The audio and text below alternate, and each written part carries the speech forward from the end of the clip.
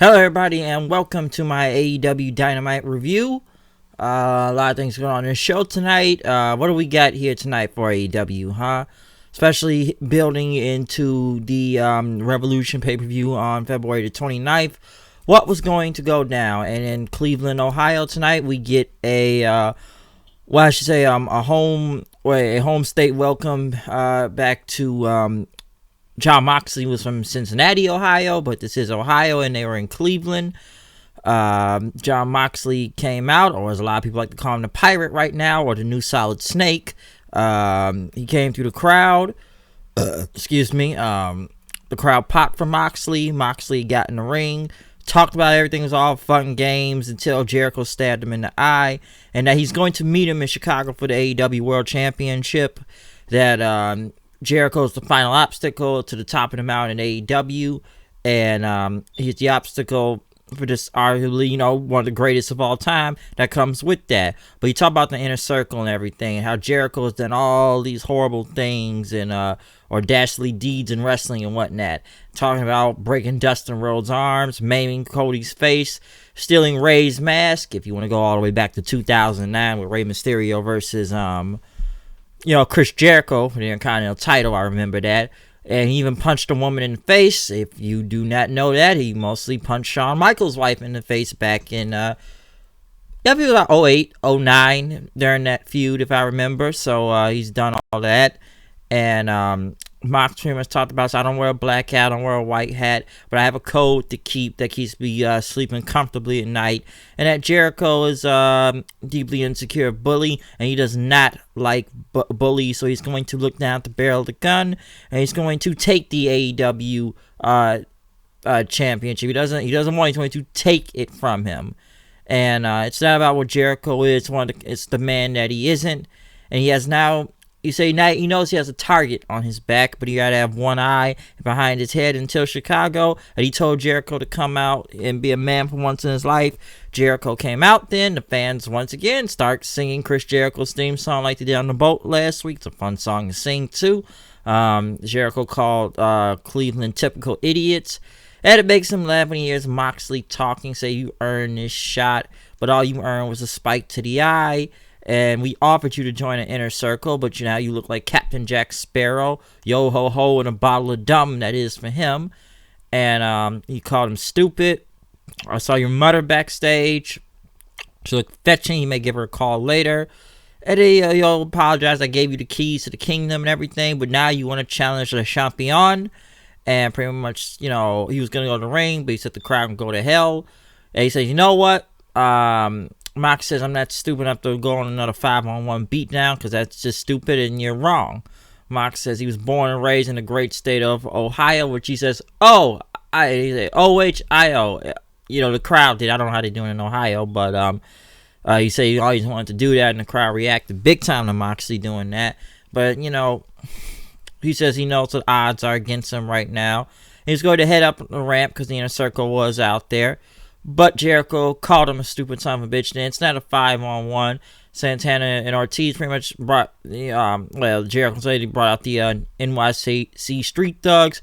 Basically, these niggas look like some reject LAX members, and this is going to be the only and last time you see them of the night. So it basically turned into like a 11-10-on-1, which I'm telling you, man, we must be trying to recruit more members for LAX or some shit, but these niggas was from New York and whatnot. Ortiz kind of came out then, he pulled an axe out of somewhere he had, but moxing him with a Death Rider, and next thing you know, it was basically a, 11-10-on-1, as referees and security had to break it all up. Mox's eye patch was kind of sliding it a couple times, whatnot, but, all these guys tried to get Moxley in the inner circle and Santana Ortiz's crew. Moxley knocked down one of the security guys, hit him with a Death Rider, and went into the crowd then after that. So, very long opening. Big promo to kick off the show, especially with Mox having a home state welcome back to and everything. But, of course, this pushes the feud with Chris Jericho. I just don't understand why they brought these reject LAX members out there for some reason to make an 11-on-1. And I'm sure people want to know why nobody did not help Moxley out there or anything, or where's his backup now. But I don't think he has a lot of backup or is any part of any type of group right now. So nobody didn't come out to help him or anything. He pretty much fought him off on his own. Does it make him like a badass in a way? Yes, it does. They took on 11 guys, but security and them still break it up. I gotta tell you, man, Moxley's gonna have one hell of a month in February, man. He's got a really big month coming up. Okay, AEW title on the line against Jericho. I most likely will be at that show in Chicago. And February the 9th, I believe. Him versus Minoru Suzuki for the IWGP US title. A lot of fans are looking forward to that match too. That is going to be a fight. That's going to be a bloodbath, and I'm looking forward to seeing that match also. So both of those are going to go down, but a good promo in the beginning. MJF came out with Wardlow and the Butcher, the Baker, and the Candlestick Maker, which they had a video vignette, which MJF was entering, I guess, a slaughterhouse or something, where the Butcher and the Baker and all of them were at, cooking meat and pigs, and I guess he had the money for them, and whatnot. They had Young Bucks on it, because that's who they were going to face, and they switched to their gear as MJF came out. They were all behind him. They're basically henchmen. What do I have to say about the Butcher, the Baker, and the Candlestick Maker? First off, this was a decent match. It was a little bit tough to say. I'm glad somebody pointed this out to me too, and I heard it when MJF called him the real deal. It's hard to take the Butcher and all of them seriously if all they do is lose to everybody. They haven't really won anything. But even I wonder, why does he keep hiring these guys if they keep losing all the damn matches? And they didn't come out because they all came out to MJF's music instead of their own. This was actually a decent match, but once again, the Bucks were never losing. The Bucks were over. Meltzer Driver, they win. The Butcher, the Baker, and the Candlestick Maker continue to job out to everybody, but then right after that, they tried to attack the Bucks, but Kenny Omega and Hangman Page came out. Kenny hit a V-trigger on, I think it was the Butcher, or was it the Blade? The Butcher or whatnot, and then Hangman Page came in with a beer, and he told Matt to hold his beer, pretty much, hold my beer. Which that was a great, meme and line. He was holding my beer, hits a buckshot lariat, leaves, takes his drink, and goes back to drinking. So I thought that was funny with Hangman. What do I have to say about the Butcher and all them? Bear, Reed, and then the lady keep going more down and down and down. So super buried for them. The Elite basically killed these guys. That's what it looked like to me. The Elite buried these guys. So they're dead. Nyla Rose versus Big Swole. I don't think this was a number one contenders match because somebody said it was on commentary, and I sat there wondering, as sure as other people had told me on what merits they were going to have a number one contenders match. Listen, I didn't hate this match all the way. It was okay because I thought the crowd did not care and was very quiet. Did they chant for Big Swole a little? Yes, but I think they were mostly booing because they knew she was losing. The match itself was okay. Whatnot, it's better than the tag match, I'm sure some people say, or anything with the Nightmare Collective. But it looks like, Rio won and not Rio, Nyla Rose won with her power bomb, whatnot, because some people already told me that they just didn't even watch this match, or they just did not care, or just did not watch for reasons that has to do with Nyla Rose. I already know. I've already know people that told me that. Or there just was not that good of a match and just did not care. Nyla Rose, I'm assuming she's going back for Rio for the title because I don't know. The belt on Rio, I just don't even know anymore. And I don't know, man. The women's division, this like I said, is still the kind of worst thing on this show, to be honest. Got the talent, but just don't know how to book them. And I don't even know hey man, may want to blame Kenny. A lot of people going on that. Didn't I hear somebody who's gonna have an intergender division or something? Intergender wrestling division. I don't know if that's the best idea. Really, I'm sure people are gonna come at them about that because it was on the boat, I heard. So don't know if that's a smart idea in that. Cody Rhodes with Arn Anderson went against Kip Sabian. This was not that bad of a match, but overbooking. Okay, like lots of overbooking in this match. Cause what was it? Penelope Ford was out there with Sabian, and I swear Cody, who moved his arm a little, somehow knocked Penelope Ford to the ground. whatnot. Not for that before, which he helped her up, but Kip Sabian still kicked Cody, and she acted like there was nothing wrong then. Like I say, saw a lot of interference from either Arn Anderson or Penelope Ford several points throughout the match. And Penelope Ford threw her shoe in, and then the ref stopped the count. Arn Anderson got in, he threw the shoe into the crowd. But then, him and the referee are arguing. He shoves the referee, which I am surprised the match didn't end in disqualification right here. Like, well, he put his hands on the ref, so why didn't you just disqualify the match then? But they just ended up throwing Arn Anderson out, and it looked like it went on for a minute too. So it just I just felt like a lot of the overbooking was in, because he kept getting involved, and then it's like they have to have this whole big thing where he gets thrown out for some reason, and then Cody's trying to calm him down, telling him to go. Sabian comes back, hits a suicide dive. Then next thing you know, him and Penelope Ford about to kiss, but for some reason, Joey Janela shows up and just gets kissed on the screen by both of them there on the cheek. And Cody I'm surprised the match wasn't even over after this, because Cody comes back in the ring, which the match continues to go. I thought this would have been, he would threw him back in the ring, got a crossroads, but he ended up hitting 3 crossroads later on into the match then to win. One thing I've seen from this match is this: number one, this was very overbooked. Number two, I have no idea Joey Janela was even out there, nor did I forgot I was still a feud with him and Kip Sabian, nor do I really care, and it was unnecessary and didn't help the match, didn't help Cody win. He was just there. That's all he was there for. He was just there to me. That's it. Arn Anderson thing, it was a little bit too much Arn Anderson and Penelope Ford out there. I'm just surprised the referee didn't disqualified after he pushed the referee, so I wasn't even disqualified, and he just kept going on, and it just overbooked all over the place.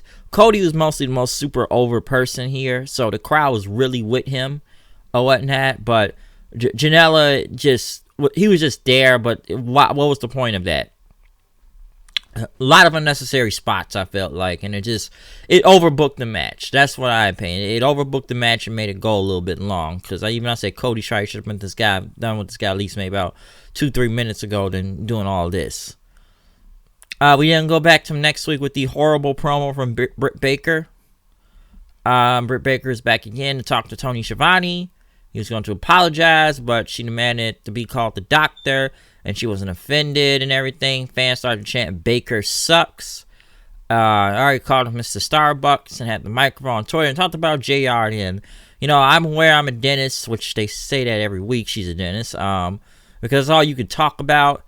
How about you talk, you really talk trash about the division and our generation. You forget our names and everything. You're just a barbecue salesman that doesn't get our names right, which she does not get names right half the time.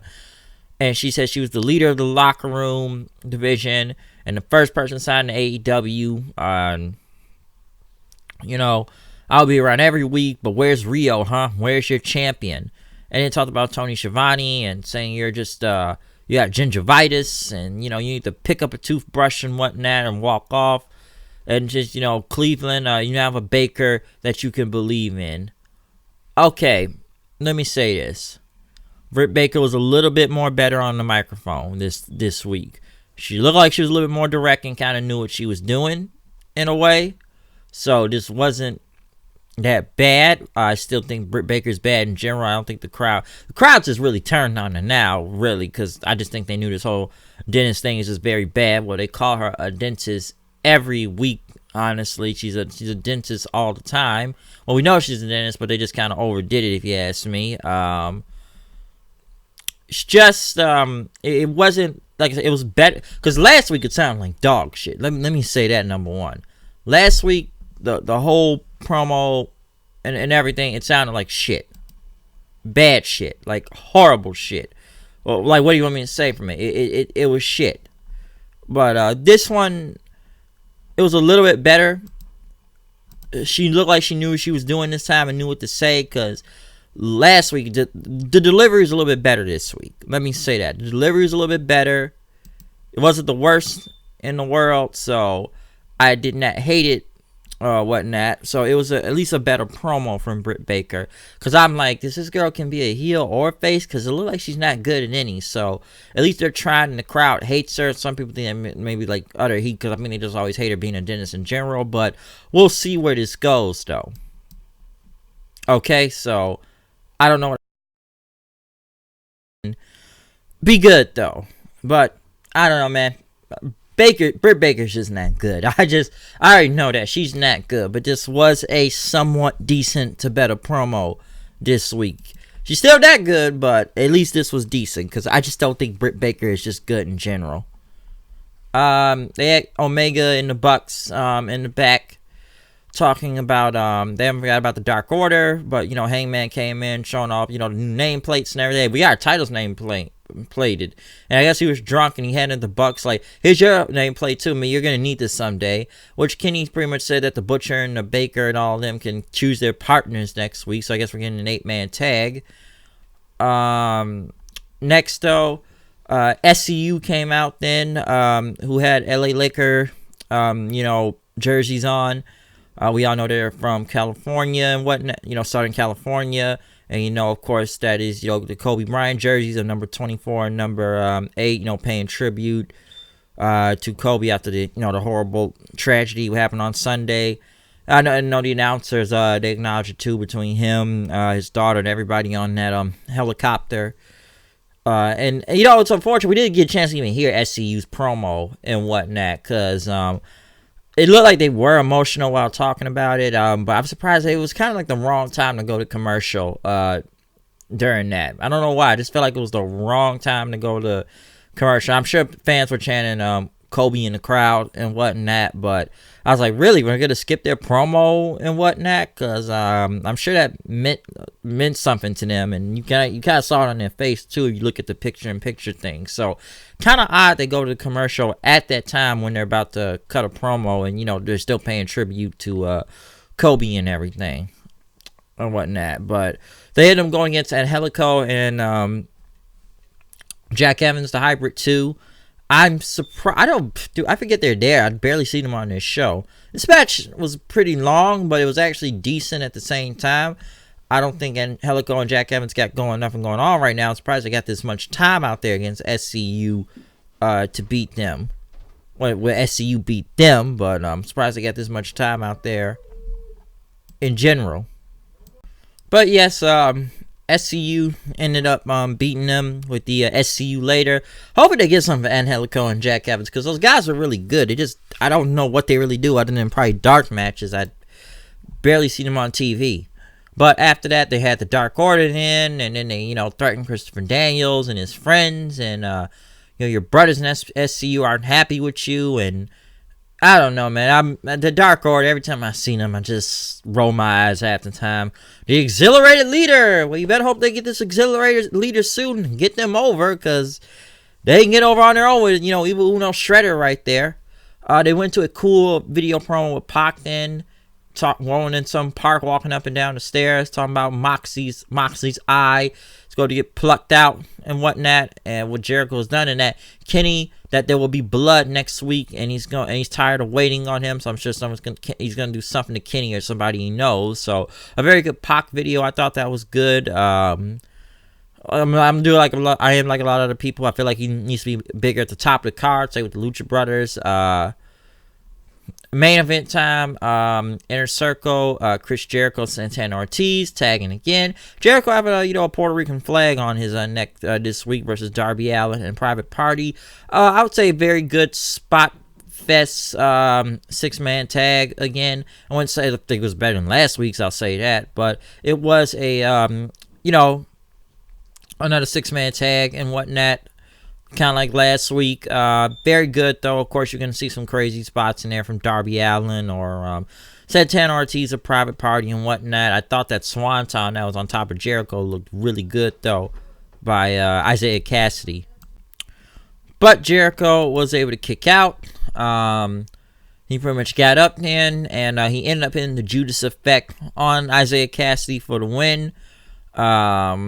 Pretty much right after then, the Inner Circle was about to head back, but they end up jumping Darby Allin in the private party. Next thing you know, Jake Hager, it's a low blow on Allin. Then, like I said, what happened to all those other guys that was with him earlier in the night? And then Guevara took the skateboard, hit him in the ribs. And then they put the skateboard under his chin and neck and drove it into the ground. Then Guevara got to the top rope with that skateboard. Surprised he was in the Royal Rumble last Sunday. And, he had the skateboard and he was about to hit him from the top rope when Mox came down with a baseball bat, taking down the inner circle or whatnot, backing him off then. And that's what ended the show from there. But overall, though, I thought it was a good episode of Dynamite, though. It was pretty good. The Mox and Jericho build continues to keep going, so that's okay. The 6-man was alright, spot fest, but it was alright, I'll say. The Butcher and Baker and all of them continue to get buried. I was enjoying the Cody and Kip Sabian match, but way too overbooked, and I just don't understand why Janela was there. But the Arn Anderson thing went a little bit too long. I think the best thing was probably the Jericho and Mox stuff on this show, if you ask me. SCU and Hybrid 2 is okay. I thought it was a good match. Just Hybrid 2 need to really be doing something bigger around here. The Britt Baker promo was a decent promo from last week, but it's still bad, but at least it was better. And I guess the crowd is giving her some type of heat because, like I said, did I care about her being a dentist and saying Baker sucks? So maybe something was some kind of positive from that. Swole versus Nyla Rose just happened to be there, it looked like, but I guess, I got Rose going back for the title, so I guess that's something. But, overall, though, it was a good episode, I will say that. So, we got to still keep building into Revolution and whatnot. But a lot of big focus, of course, is on Jericho and Jon Moxley for the title. So, we'll see what happens from this. Or, Moxley may have some friends next week, most likely a private party, Darby Allin. So, expect another tag team matchup necessary next week, though. But other than that, though, that's my review of AEW Dynamite this week. We'll see you then. Check out the show. Comment, subscribe. Tell what you think. Follow me on Twitter at Hoodie9890. Blah, blah, blah, etc., etc. Comment, subscribe. Just check out the show. Nothing else can go from this. All right. Okay. But other than that, I'm out of here. I'll see you guys later. Peace out.